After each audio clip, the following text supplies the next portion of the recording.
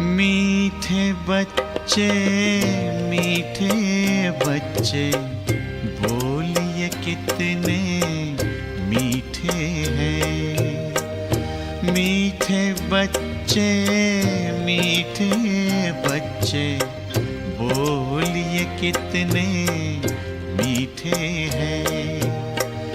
मीठा हमें बनाते बाबा, मीठा हमें बनाते बाबा, आप बड़े ही मीठे हैं। मीठे बच्चे मीठे बच्चे, बोलिए कितने मीठे हैं।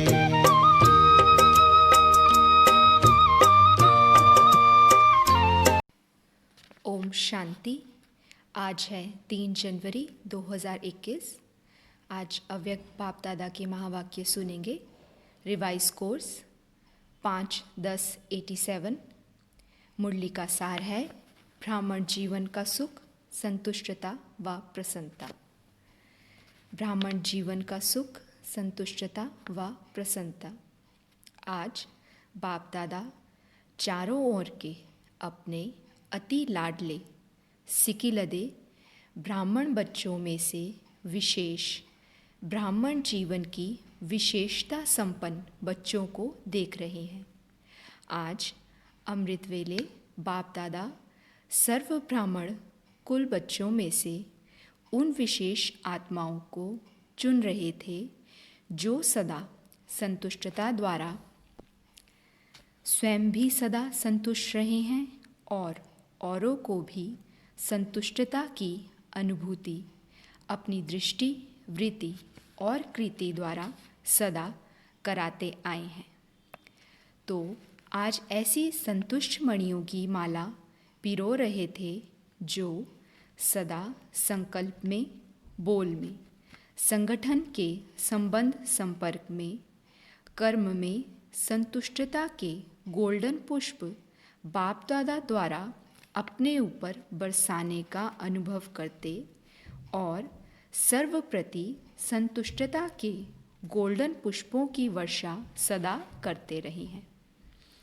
ऐसी संतुष्ट आत्माएं चारों ओर में से कोई कोई नज़र आई। क्या कह रहे हैं बाबा? ऐसी संतुष्ट आत्माएं चारों में से कोई कोई ही नज़र आई। माला बड़ी नहीं बनी, छोटी सी माला बनी। बाप दादा बार बार संतुष्ट मणियों की माला को देख हर्षित हो रहे थे, क्योंकि ऐसी संतुष्ट मणियाँ ही बाप दादा के गले का हार बनती हैं, राज्य अधिकारी बनती हैं और भक्तों के सिमरन की माला बनती हैं। बाप दादा और बच्चों को भी देख रहे थे। आज बाप दादा और बच्चों को भी देख रहे थे जो कभी संतुष्ट और कभी असंतुष्ट के संकल्प मात्र छाया के अंदर आ जाते हैं और फिर निकल आते हैं, फंस नहीं जाते। तीसरे बच्चे कभी संकल्प की असंतुष्टता, कभी स्वयं की स्वयं से असंतुष्टता, कभी परिस्थितियों द्वारा असंतुष्टता, कभी स्वयं की हलचल द्वारा असंतुष्टता और कभी छोटी बड़ी बातों से असंतुष्टता, इसी चक्र में चलते और निकलते और फिर फंसते रहते। ऐसी माला भी देखी बाबा ने। तो 3 मालाएं तैयार हुई। मणियाँ तो सभी हैं, लेकिन संतुष्ट मणियों की झलक और दूसरे 2 प्रकार के मणियों की झलक क्या होगी, तो यह तो आप भी जान सकते हो। ब्रह्मा बाप बार बार 3 मालाओं को देखते हुए हर्षित भी हो रहे थे, साथ साथ प्रयत्न कर रहे थे कि दूसरे नंबर की माला की मणियाँ पहली माला में आ जाएं। रूह रिहान चल रही थी, क्योंकि दूसरी माला की कोई कोई मणि बहुत थोड़ी सी असंतुष्टता की छाया मात्र के कारण पहली माला से वंचित रह गई है। इसको परिवर्तन कर कैसे भी पहली माला में लावें। एक एक के गुण, विशेषताएं, सेवा सबको सामने लाते बार बार यही बोले कि इसको पहली माला में कर लें। ऐसी 25-30 के करीब मणियाँ थीं जिनके ऊपर ब्रह्मा बाप की विशेष रूह रिहान चल रही थी। ब्रह्मा बाबा बोले, पहले नंबर माला में इन मणियों को भी डालना चाहिए। लेकिन फिर स्वयं ही मुस्कुराते हुए यही बोले कि बाप इन्हों को अवश्य पहली में लाकर अर्थात पहली माला में लाकर ही दिखाएंगे। तो ऐसी विशेष मणियाँ भी थी। ऐसे रूह रिहान चलते हुए एक बात निकली कि असंतुष्टता का विशेष कारण क्या है, जबकि संगम युग का विशेष वरदान संतुष्टता है। फिर भी वरदाता से वरदान प्राप्त वरदानी आत्माएं दूसरे नंबर की माला में क्यों आती? संतुष्टता का बीज सर्व प्राप्तियां हैं। क्या बताया बाबा ने आज कि संतुष्टता का बीज क्या है? सर्व प्राप्तियां। और असंतुष्टता का बीज स्थूल व सूक्ष्म अप्राप्तियां हैं। जब ब्राह्मणों का गायन है, अप्राप्त नहीं कोई वस्तु ब्राह्मणों के खजाने में, अर्थात ब्राह्मणों के जीवन में फिर भी असंतुष्टता क्यों? क्या वरदाता ने वरदान देने में अंतर रखा व लेने वालों ने अंतर कर लिया? क्या हुआ? जब वरदाता दाता के भंडारे भरपूर हैं, इतने भरपूर हैं जो आपके अर्थात श्रेष्ठ निमित्त आत्माओं के, जो बहुत काल के ब्रह्मा कुमार ब्रह्मा कुमारी बन गए, उन्हों की 21 जन्मों की वंशावली और फिर उनके भक्तों की भी वंशावली, वो भी उन प्राप्तियों के आधार पर चल रहे हैं। इतनी बड़ी प्राप्ति फिर भी असंतुष्टता क्यों? अखुट खजाने सभी को प्राप्त हैं, एक ही द्वारा, एक ही जैसा, एक ही समय और एक ही विधि से। लेकिन प्राप्त हुए खजाने को हर समय कार्य में नहीं लगाते, अर्थात स्मृति में नहीं रखते। मुख से खुश होते हैं लेकिन दिल से खुश नहीं होते। दिमाग की खुशी है, दिल की खुशी नहीं है। कारण प्राप्तियों के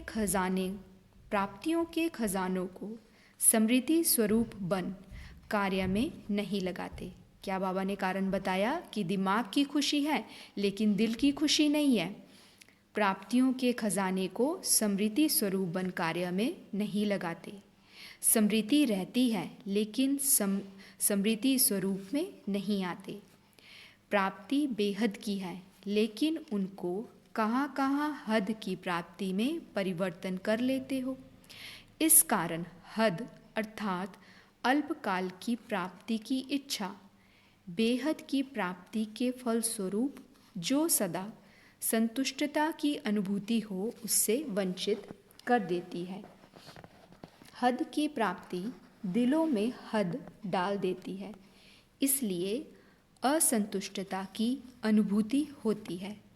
सेवा में हद डाल देते हैं क्योंकि हद की इच्छा का फल मन इच्छित फल नहीं प्राप्त होता। हद की इच्छाओं का फल अल्पकाल की पूर्ति वाला होता है, इसलिए कभी कभी असंतुष्टता अभी असंतुष्टता हो जाती है। हद बेहद का नशा अनुभव कराने नहीं देता, इसलिए विशेष चेक करो कि मन की अर्थात स्वयं की संतुष्टता सर्व की संतुष्टता अनुभव होती है। संतुष्टता की निशानी बाबा क्या बता रहे हैं आगे कि संतुष्टता की निशानी क्या है? वह मन से, दिल से, सर्व से, बाप से, ड्रामा से संतुष्ट होंगे। क्या बताया बाबा ने संतुष्टता की निशानी? कि वह मन से, दिल से, सर्व से, बाप से और ड्रामा से संतुष्ट होंगे।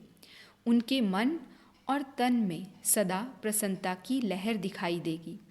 चाहे कोई भी परिस्थिति आ जाए, चाहे कोई आत्मा हिसाब किताब चुकतू करने वाली सामना करने भी आती रहे, चाहे शरीर का कर्म भोग सामना करने आता रहे, लेकिन हद की कामना से मुक्त आत्मा संतुष्टता के कारण सदा प्रसन्नता की झलक में चमकता हुआ सितारा दिखाई देगी।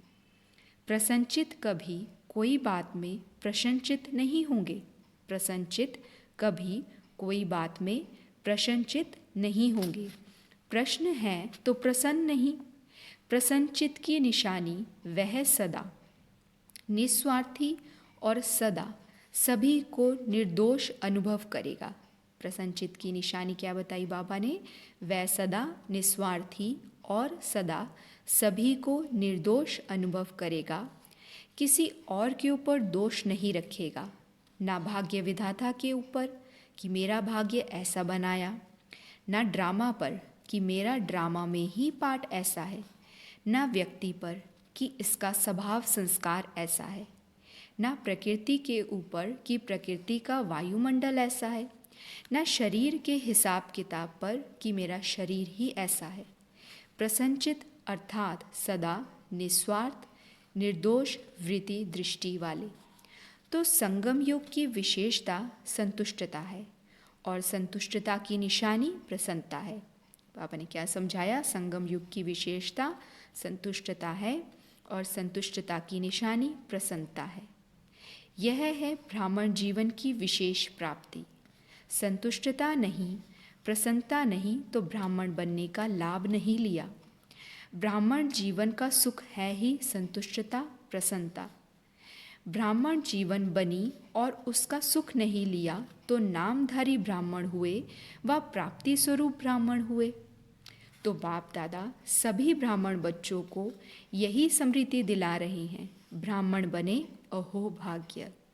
लेकिन ब्राह्मण जीवन का वर्षा प्रॉपर्टी संतुष्टता है और ब्राह्मण जीवन की पर्सनैलिटी प्रसन्नता है। क्या समझाया बाबा ने? ब्राह्मण जीवन का वर्षा प्रॉपर्टी संतुष्टता है और ब्राह्मण जीवन की पर्सनैलिटी प्रसन्नता है। इस अनुभव से कभी वंचित नहीं रहना। अधिकारी हो।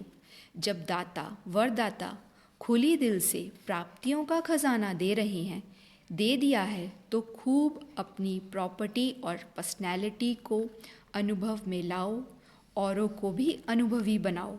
समझा? हर एक अपने से पूछे कि मैं किस नंबर की माला में हूँ।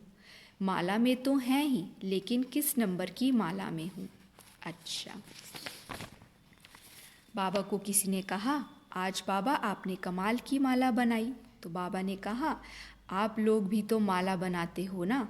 माला अभी तो छोटी है, अभी बड़ी बनेगी। अभी जो थोड़ा कभी कभी बेहोश हो जाते हैं, उन्हें थोड़े समय में प्रकृति का व समय का आवाज़ होश में ले आएगा, फिर माला बड़ी बन जाएगी। अच्छा, जहाँ भी जाओ बाप के वरदानी तो हो ही। आपके हर कदम से बाप का वरदान सबको मिलता रहेगा। देखेंगे तो भी बाप का वरदान दृष्टि से लेंगे, बोलेंगे तो बोल से वरदान लेंगे, कर्म से भी वरदान ही लेंगे। चलते फिरते वरदानों की वर्षा करने के लिए जा रही हो।